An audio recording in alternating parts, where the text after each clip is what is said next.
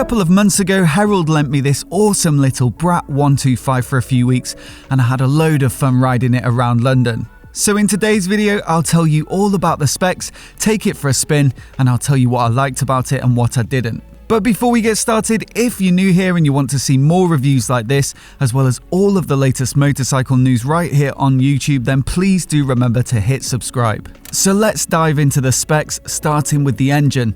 The Brat uses a Chinese-built 125cc air-cooled, single overhead cam, 2-valve single-cylinder engine, which is fuel-injected and it's good for around 9.5 horsepower or 9 Nm of peak torque. It uses a 6-speed gearbox and it's good for around 50 miles an hour top speed, whilst a 10-litre tank is plenty enough for town duties with such an economical engine.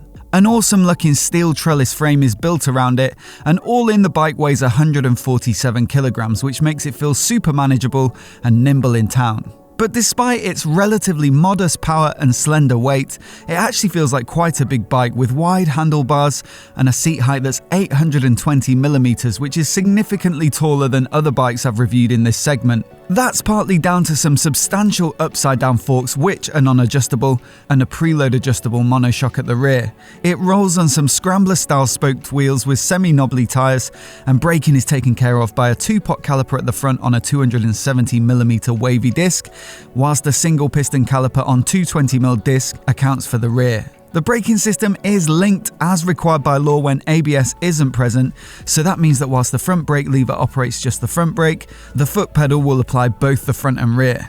In terms of electronics, it's relatively simple, with a part analog and part digital dash, but LED lighting all round gives it a more premium look than some of the other bikes that it'll be competing with. But it's the rest of the finish that really sets this bike apart from any other 125 I've reviewed. The design of it is just spectacular at this price point, and the choice of matte finishes and blacked out components make it look like something that just rolled out of a custom bike show. I think it looks particularly good in this orange paint scheme, and the GP style exhaust really finishes things off nicely while still being road legal. And it sounds pretty good for a 125.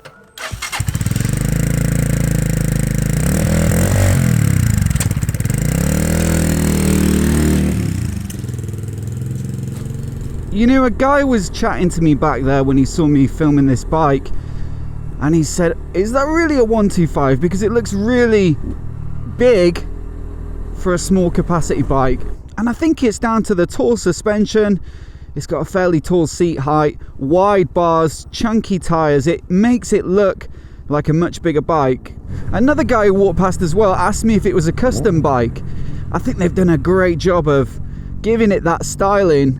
But obviously it's still all legit and homologated.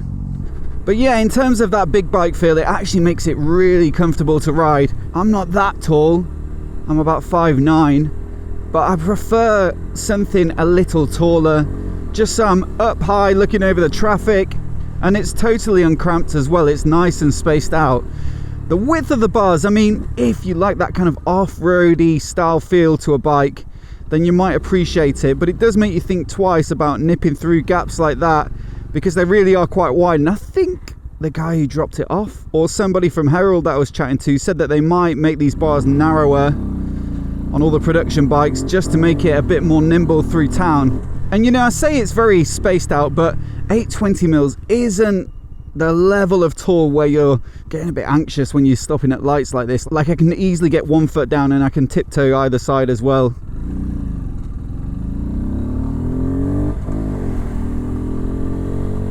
It's nice having this fairly tall suspension. The road surfaces in London aren't necessarily the best, so something that's designed to be a bit scrambler-esque can actually be a very good thing in terms of comfort.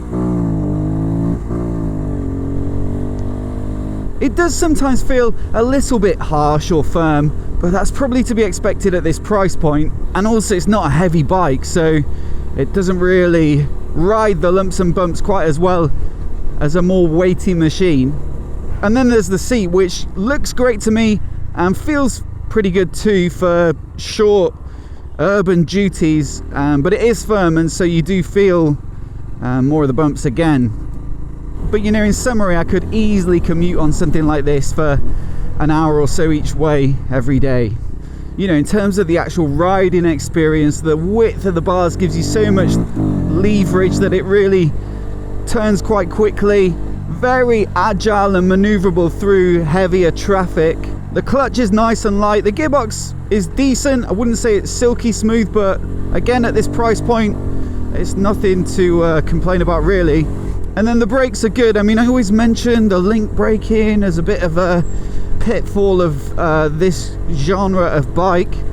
If you pay a bit more perhaps for something like a Honda learner bike, you might get ABS, but I feel like it's worth including just in case anyone's watching this that's new to biking and thinking about getting one of these.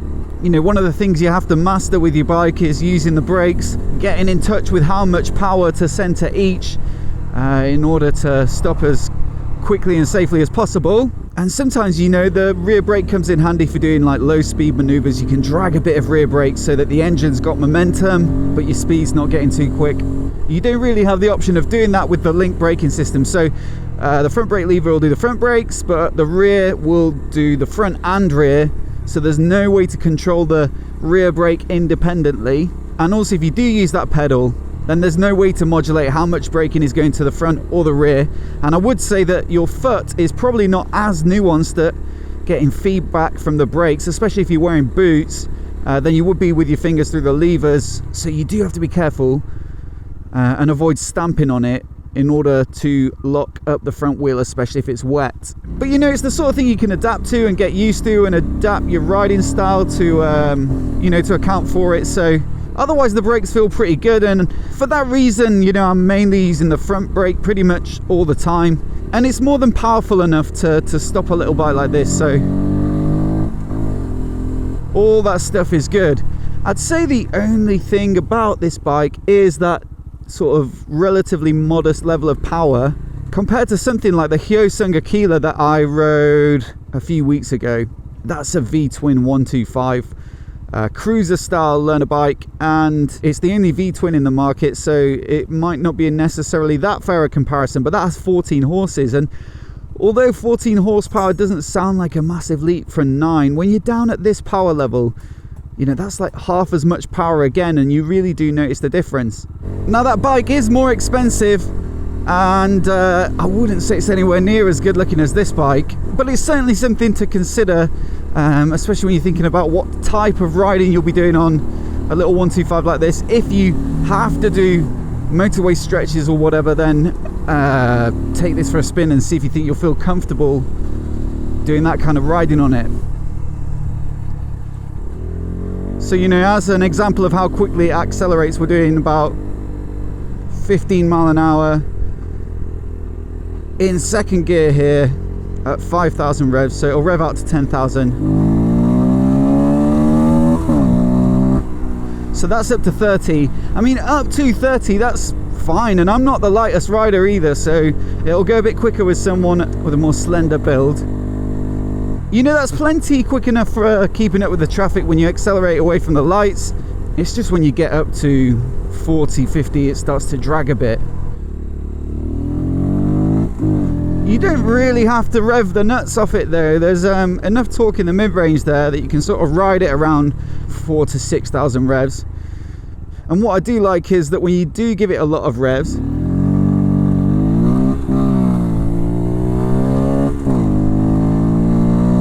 you get plenty of noise out of the front of the bike where you can hear it coming out of the airbox. So for example, in fourth at just under 30, it's quite quiet just cruising along at this speed. But then if you give it loads of gas, there's a nice deep resonant sound from the front of the bike.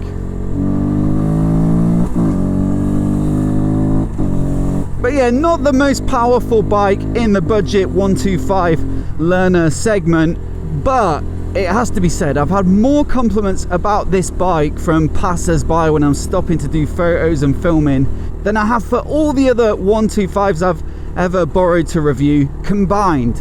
People just really love the look of this bike. Now, I'm not saying you should buy a bike just to get compliments from passers-by, but it does affect, you know, how you feel when you go out on this bike. I think it's great looking as well. I'd probably stop and chat to somebody if they were doing a bit of filming with this bike. You know, I'm used to borrowing some really nice looking, bigger capacity bikes, and when I am on these budget 125s, the Chinese made ones, which I love to review because they're a really accessible price point.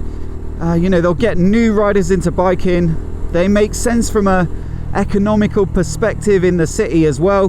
But some of the ones that are built to a budget with a bit more, you know, like a cheap chrome effect finish on them, you don't get that special feeling of when you get your bike out and, you know, you're kind of proud of how it looks and you're excited to get out and ride it. Yeah, sometimes that feeling is missing from other budget 125s I've borrowed. This bike though, I don't really get that feeling. I know that when I go out and I catch a sight of it in the window as I go past the shop or something, I'm going to be like, oh, that's such a good looking bike.